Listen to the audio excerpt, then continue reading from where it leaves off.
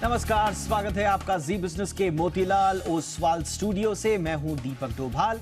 आइए शुरू करते हैं आपकी खबर आपका फायदा। रक्तदान को यूं ही महादान नहीं कहा जाता। ब्लड डोनेट करने से न केवल किसी की जान बचाई जा सकती है, बल्कि ब्लड डोनेट करने से आपकी सेहत से जुड़ी तमाम दुश्वारियां भी दूर हो सकती हैं। बीपी और हार्ट से जुड़ी बीमारी के खतरे को भी कम किया जा सकता है। मगर चौंकाने वाली बात यह है कि देश भर में 10 लाख लोगों पर 3 से भी कम ब्लड बैंक हैं। देश में कई जिले ऐसे हैं जहां एक भी ब्लड बैंक नहीं है। ऐसे में आज हम विश्व रक्तदान दिवस के मौके पर इससे होने वाले लाभ की बात करेंगे। इसे लेकर लोगों का भ्रम दूर करने के साथ ही हम नेशनल ब्लड पॉलिसी पर भी करेंगे बातचीत। लेकिन सबसे पहले ये report.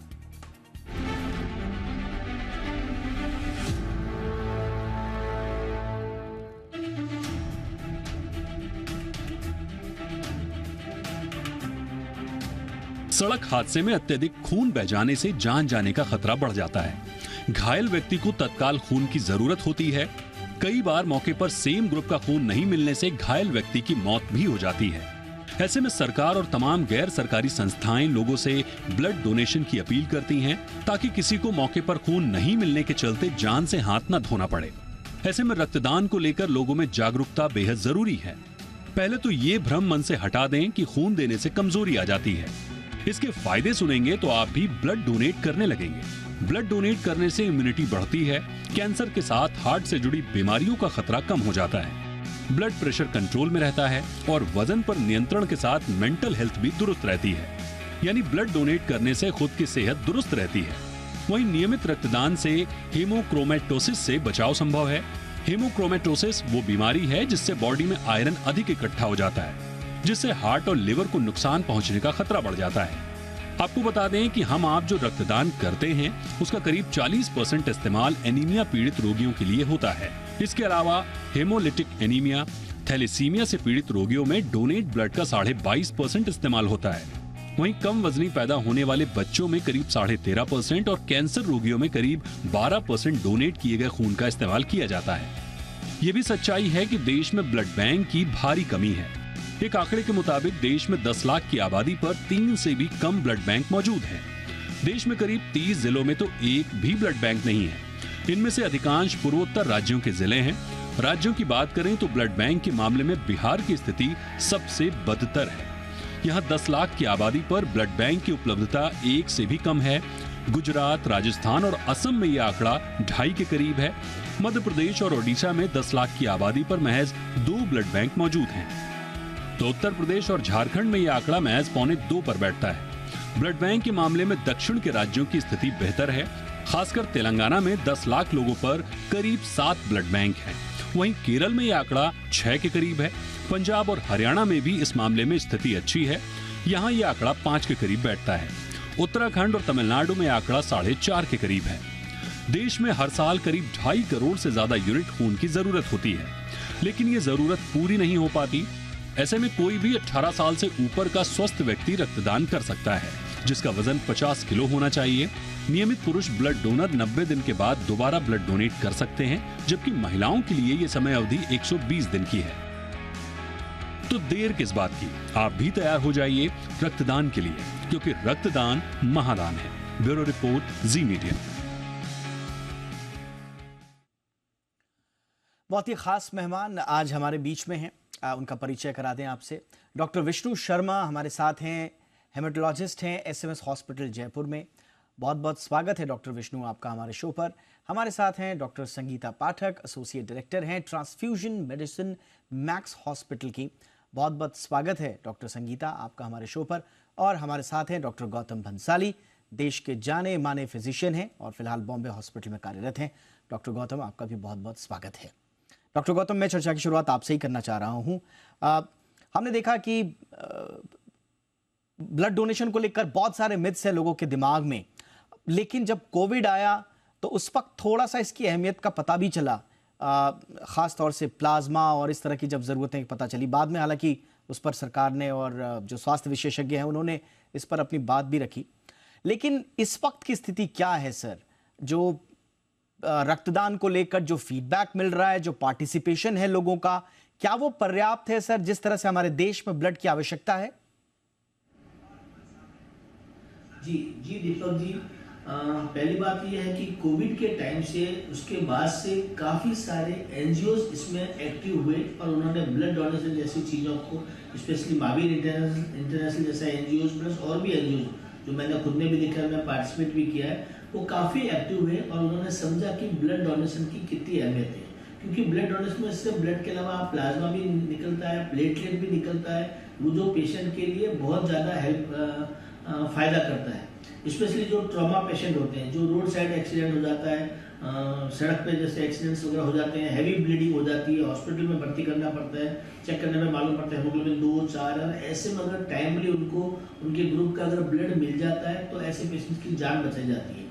Not only that kind of cases, उसके अलावा भी पेशेंट जो सर्जिकल केसेस है, कॉम्प्लिकेटेड सर्जरी जिसमें ब्लड लॉस होने के बहुत हाई चांसेस होते हैं, उसमें बहुत हेल्प करता है। सो हमने ये देखा कि कोविड के टाइम और कोविड के बाद में लोगों को थोड़ी इसकी अहमियत पता लगी, काफ़ी एनजीओज एक्टिव हुए, काफ़ी तरफ से अपील की गई आपके मीडिया चैनल के माध्यम से, और आज की तारीख में पर्याप्त तो मैं नहीं कह सकता, लेकिन काफ़ी हद तक लोग आगे से बढ़ चढ़ के आ रहे हैं और ब्लड डोनेशन कर रहे हैं, जो एक अच्छा इंडिकेशन है सोशल पॉइंट ऑफ व्यू भी, इमोशनल वेलबींग के हिसाब से भी, और लोगों की जो हेल्प करने के माध्यम से भी। इसीलिए रक्तदान को सबसे बड़ा दान कहा गया कि इससे बड़ा दान कहीं पर भी नहीं मिलता है। और एक ब्लड डोनेशन ही एक ऐसी जगह है, या एक ब्लड बैंक ही एक ऐसी जगह है जहाँ पे लोग ब्लड लेने से पहले कभी भी नहीं पूछते कि ये हिंदू का ब्लड है या मुस्लिम का ब्लड है या कोई जैन का ब्लड है या कोई इस्लाम का, किसी के बारे में कभी धर्म जाति पात वगैरह नहीं पूछी जाती है, क्योंकि ब्लड आपकी ज़िंदगी को बचाता है। इसलिए ब्लड डोनेशन को इसलिए सबसे बड़ा महादान कहा गया है। एब्सोल्युटली सर, ये आपने बहुत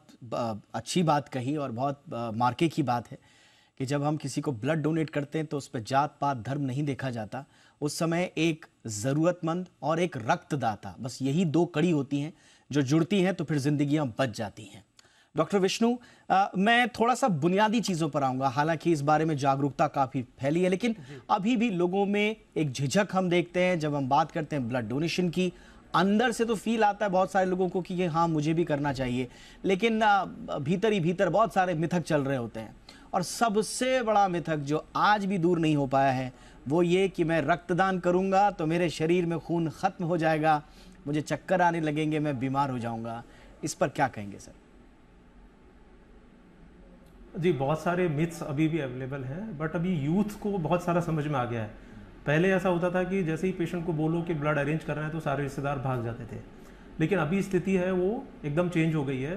पेशेंट हमारे पास जैसे ब्लड कैंसर वाले या और ब्लड डिसऑर्डर्स वाले एडमिट होते हैं जिनको बार बार ब्लड ट्रांसफ्यूजन की ज़रूरत होती है, तो बहुत बार हमने देखा है कि कॉलेज स्टूडेंट्स जो पेशेंट के फ्रेंड्स हैं या रिलेटिव्स हैं, कॉलेज गोइंग लोग स्पेशली, वो लोग आके पेशेंट के लिए डोनेट करके जाते हैं। और बहुत बार हमने देखा है कि बगल में जो पेशेंट है, जो रिलेटिव नहीं है, वैसे ही बाई स्टैंडर्ड पेशेंट, उसके लिए भी डोनेट करके चले जाते हैं। कई बार तो हमें बोलना पड़ता है कि बस अभी हमें शायद अभी ज़रूरत नहीं है, आगे ज़रूरत होगी तो हम फ़ोन करके बुला लेंगे।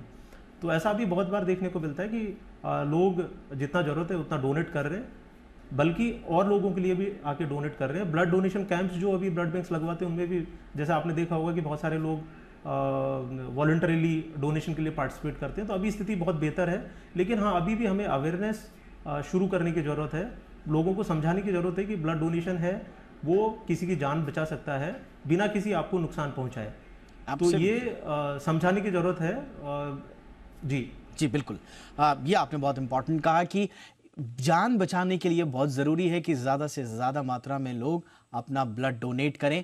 एक जो डॉक्टर संगीता, एक बात जो अक्सर मैंने उन लोगों में देखा है जो ब्लड डोनेट करना चाहते हैं लेकिन झिझक जाते हैं, किसी मिथक के कारण नहीं बल्कि किसी डर के कारण। और शायद एक सोच बड़ी सकारात्मक है कि हो सकता है मुझे ब्लड प्रेशर हो सकता है मुझे डायबिटीज़ हो सकता है मेरी लाइफस्टाइल बड़ी सेडेंट्री हो, खान पान ठीक ना हो, एक्सरसाइज वगैरह मैं नहीं करता, मैं थोड़ा मोटा हूं या मोटी हूं, तो मैं डोनेट अगर किसी को ब्लड करती हूं तो शायद ऐसा ना हो कि मेरी बीमारियां ट्रांसफर हो जाएं, तो क्यों किसी का बुरा करना, चलो मैं ब्लड डोनेशन नहीं करती हूं या करता हूं।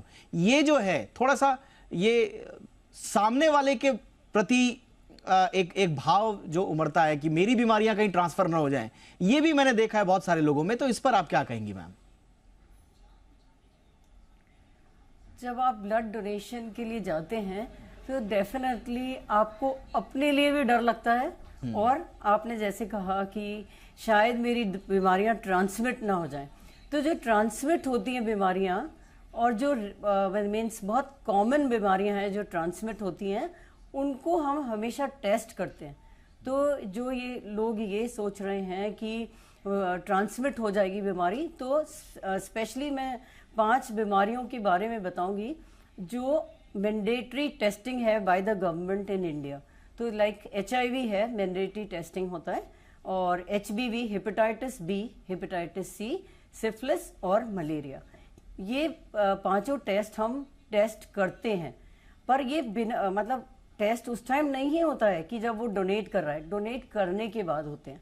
पर अगर आप प्लेटलेट्स डोनेट कर रहे हैं तो प्लेटलेट्स में हम पहले ये टेस्ट करते हैं, क्योंकि प्लेटलेट्स पे हम पेशेंट जो डोनर है उसको हम मशीन के ऊपर लेते हैं। मशीन स्पेशलाइज्ड टेक्निक होता है फेरेसिस का, और एक्सपेंसिव टेक्निक होता है, इसलिए उसमें हम टेस्टिंग पहले करेंगे और फिर उसके बाद हम पेशेंट को ब्लड देंगे। वो तो ये वाली जो मिथ ये भी है कि मेरा ट्रांसमिशन हो जाएगा किसी को, तो इसकी आप एक्चुअली फिक्र ना करें, क्योंकि एक ब्रीफ फिजिकल एग्जामिनेशन भी हम लोग करते हैं, एक बहुत बड़ा क्वेश्चनर आपको भरने को देते हैं। ये मेरी गुजारिश है कि जो क्वेश्चनर देते हैं आपको भरने के लिए, वो थोड़ा आप ऑनेस्टली भरें, क्योंकि उसमें हर तरह का क्वेश्चन आपसे पूछा जा रहा है कि आपको कोई जैसे क्रोनिक डिजीजेस तो नहीं है, किडनी की, लिवर की, लंग की, इस तरह के सारे क्वेश्चंस होते हैं। आपके मीन्स हाई रिस्क बिहेवियर तो नहीं है आपका, तो हाई रिस्क बिहेवियर में जैसे आप डर रहे हैं कि किसी को मेरी बीमारी ना चली जाए, तो हाई रिस्क बिहेवियर का भी उसमें एक क्वेश्चन होता है कि आप मल्टीपल सेक्सुअल पार्टनर्स तो नहीं है आपके। मीन्स ये हम इसलिए पूछ रहे हैं कि HIV का डर होता है ऐसे लोगों में। तो आप बेफिक्र रहें कि आपकी बीमारी इस तरह से हम ट्रांसमिट किसी को नहीं होने देंगे। वो हम टेस्टिंग करते हैं और जो रेलेवेंट क्वेश्चंस हैं वो पूछे जाते हैं, जिससे कि हम यूनिट मीन्स आपको एक्सक्लूड कर दें कि आप वेदर आप फिट हैं ब्लड देने के लिए या नहीं है। एब्सोल्युटली, ये बहुत ज़रूरी था इस मिथ को दूर करना, क्योंकि हमने बहुत सारे लोग ऐसे देखे हैं जो इस सोच के साथ कि कहीं उनकी बीमारी कहीं दूसरी जगह ना चली जाए, इसको लेकर वो थोड़े से असहज हो जाते हैं ब्लड डोनेशन के लिए। डॉक्टर बंसाली, एक और बड़ा मिथ जो अभी तक शायद ब्रेक नहीं हुआ है, वो है जो शाकाहारी लोग हैं, वो कहते हैं कि साहब आयरन से जुड़ी हुई चीज़ है ब्लड में। अब जो शाकाहारी नहीं होते हैं, सोच में ये आता है कि साहब हमारी तो आयरन वैसे ही नहीं होगा, फिर हम ब्लड और दे देंगे तो और कमी हो जाएगी। तो ये जो मिथ है सर कि शाकाहारी लोग अगर ब्लड डोनेट करेंगे तो प्रॉब्लम होगी, इस पर आप क्या कहेंगे? जी, ये बिल्कुल भी गलत मिथ है कि शाकाहारी लोगों में आयरन की कमी होती है। यस, शाकाहारी लोगों में विटामिन B12 थोड़े डेफिशिएंट होते हैं, कुछ लोगों के अंदर, सबके अंदर नहीं होते हैं। बट शाकाहारी लोगों का भी, जैसे मैं खुद प्योर वेजिटेरियन हूँ, बट हमारा हीमोग्लोबिन अच्छा है, हमारा आयरन लेवल भी अच्छा है। सो ये एक तरह का मिथ है। काफ़ी अलग अलग तरह के ब्लड डोनेशन को लेके मिथ है कि मेरा कोई बीमारी है, मेरी जो बीमारी अगर ब्लड डोनेशन किया और मेरा कोई बीमारी है तो वो सब लोगों को पता लग जाएगा कि मुझे क्या चीज़ की बीमारी है। तो ये अलग तरह के मिथ होते हैं। कभी भी किसी का भी ब्लड डोनेशन किया जाता है या ब्लड लिया जाता है तो उसका हमेशा चेक किया जाता है, जैसे मैडम ने अभी बताया कि उनको hepatitis B, C, HIV, West Nile virus, syphilis, Trypanosoma, ये सब टेस्ट करने के बाद ही किसी को ब्लड दिया जाता है। और अगर किसी को अगर इसमें से कोई बीमारी निकलती है तो उनको फ़ोन करके इन्फॉर्म किया जाता है, लेकिन उसकी प्राइवेसी मेंटेन रहती, बताया नहीं जाता कि इसको ये बीमारी निकला हुआ है। दूसरा, ब्लड डोनेशन कभी भी ऐसे नहीं किया जाता जैसे हिंदी पिक्चर में दिखाया जाता है कि इधर जिसको ब्लड की जरूरत है वो लेटा हुआ है, इधर जो ब्लड दे रहा है यहाँ से ब्लड आ रहा है, उसके बॉडी में ब्लड जा रहा है। इस तरह का कभी हिंदी पिक्चर जैसा ब्लड डोनेशन का सिस्टम होता नहीं। बहुत ही पर्टिकुलर मेथड्स होते हैं, सिस्टम्स होते हैं, प्रॉपर चेक होता है, उसके बाद दिया जाता है। और आयरन का कमी नहीं होता। आयरन शाकाहारी लोगों में उल्टा उनका ब्लड अच्छा रहता है, फ्रेश रहता है, और वो ब्लड देने से दूसरे वालों को भी जिनको मिलता है उनका भी आयरन लेवल इंप्रूव होता है, कम कभी भी नहीं होता है। विटामिन B12 की डेफिशिएंसी वगैरह रहती है, जो मल्टीपल अलग अलग टाइप के मिथ से ब्लड डोनेशन को लेकर के, लेकिन वो मिस पहले ज़्यादा थे, अभी थोड़े मिस इसको लेके काफ़ी कम हुए। अभी जैसे बताया कि यंग पॉपुलेशन आगे से आ रही है ब्लड डोनेशन के लिए कि मुझे ब्लड डोनेट करना है। इनफैक्ट हमारे यहाँ पे काफ़ी ऐसे लोग हैं, काफ़ी ऐसे पॉलिटिशियन भी है जिनको मैं जानता हूँ, जिन्होंने अपने जीवन में 200 बार, 300 बार, 70 बार, 50 बार ब्लड डोनेशन किया, जिनको एक तरह का शौक है, या जो चाहते हैं कि मेरी वजह से अगर किसी मरीज की जान बच रही है या मेरी वजह से अगर किसी को फायदा हो सकता है बिना मेरे को नुकसान किए तो करना चाहिए। सो इसमें आजकल लोग काफ़ी ज़्यादा एक्टिव होकर आगे भी आ रहे हैं। एब्सोल्युटली। ये रिचर्ड लोवर साहब ने जब रक्तदान के विज्ञान को जांच करने वाले पहले व्यक्ति थे, जब उन्होंने शुरुआत की तो उनके सामने भी बहुत सारी चुनौतियां थी, लेकिन किसे मालूम था कि आज हम देखते हैं कि जितने हमारे फैमिली ग्रुप्स बने हुए हैं उतने हमारे सब के मोबाइल में आई एम श्योर कि ब्लड डोनेशन ग्रुप ज़रूर होंगे। आपके आसपास के हॉस्पिटल से जुड़े हुए ग्रुप होंगे, वहाँ पर आप जैसे ही डालिए कि किसी व्यक्ति को किसी ब्लड ग्रुप की आवश्यकता है तो मैं देखता हूं कि तुरंत वहां पर लोग वॉलंटरीली आके अपने आप को आगे लाते हैं और कहते हैं कि हम ब्लड देने आएंगे।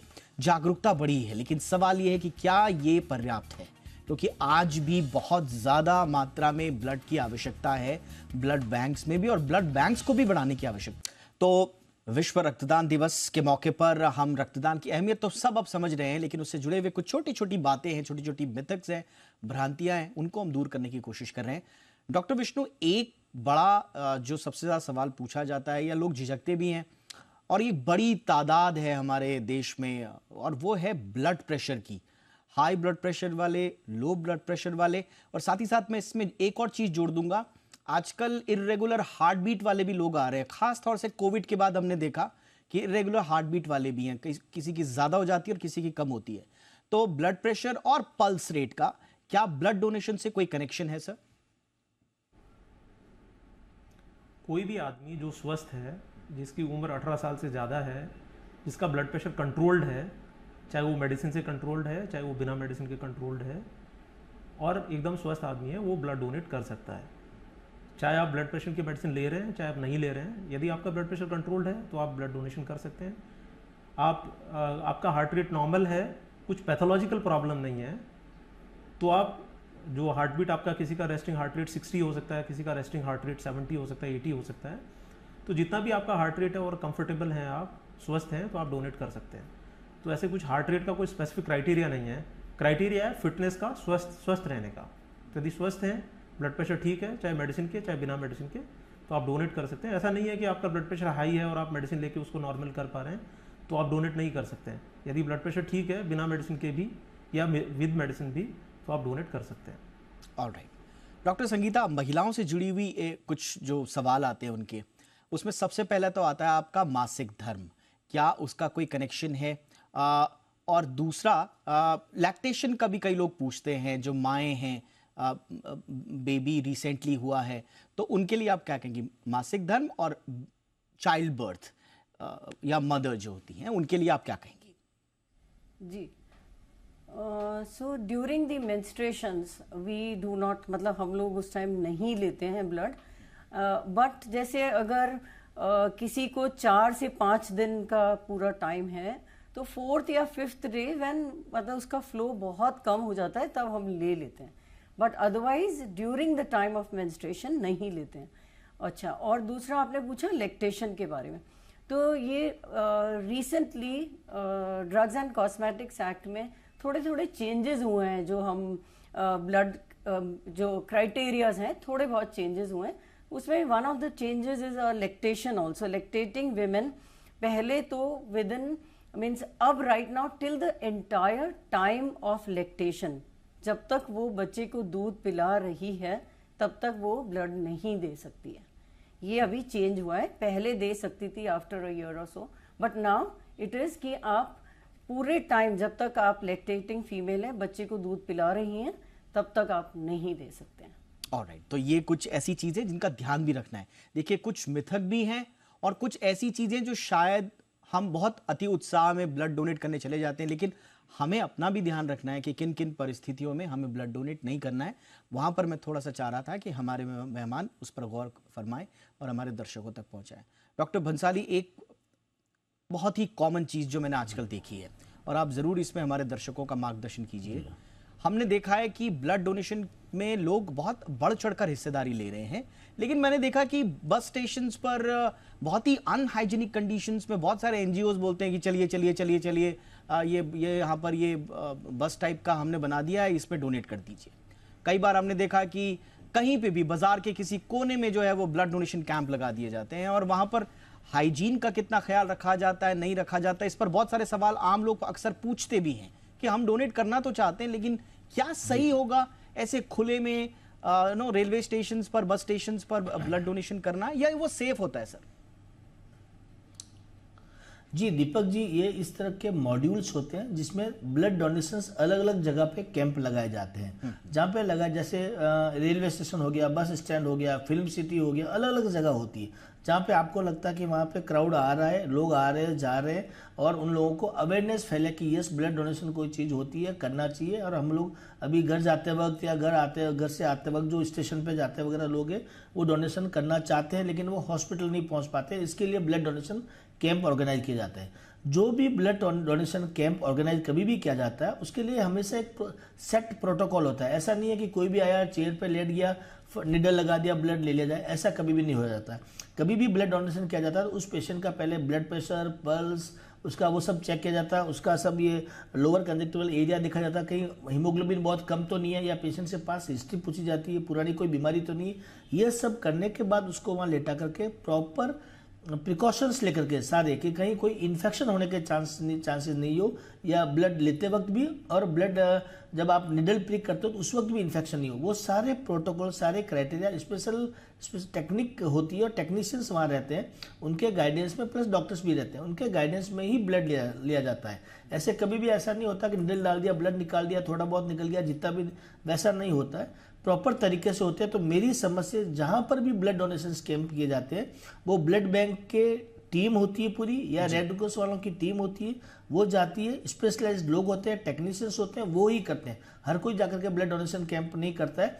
यस, जो एनजीओज होते हैं वो करवाते हैं, वो भी इन टीम को बुला करके ही करवाते हैं। सो मेरी समझ से ये पूरा हाइजेनिक होता है, सिस्टमेटिक होता है, कोई भी इसमें डरने की, घबराने की बात नहीं होती है। वहां पे इनफैक्ट ये पास में जूस, लेमन जूस वगैरह भी रखते हैं कि अगर किसी को चक्कर आ गया तो इमीडिएटली कॉफी, जूस वगैरह पिलाया जाता है। सो मुझे लगता है कोई भी तकलीफ नहीं है, ब्लड डोनेशन में सबको बढ़ चढ़ के हिस्सा लेना चाहिए। एब्सोल्युटली। और फॉर्चुनेटली हम एज अ जर्नलिस्ट भी देख रहे हैं कि कोई ऐसा ऑब्जर्वेशन में नहीं आया है कि कोई फ्रॉड ब्लड कैंप डोनेशन लगा हुआ हो। ऐसा मेरी नज़र में तो कम से कम ऐसी खबर नहीं आई है।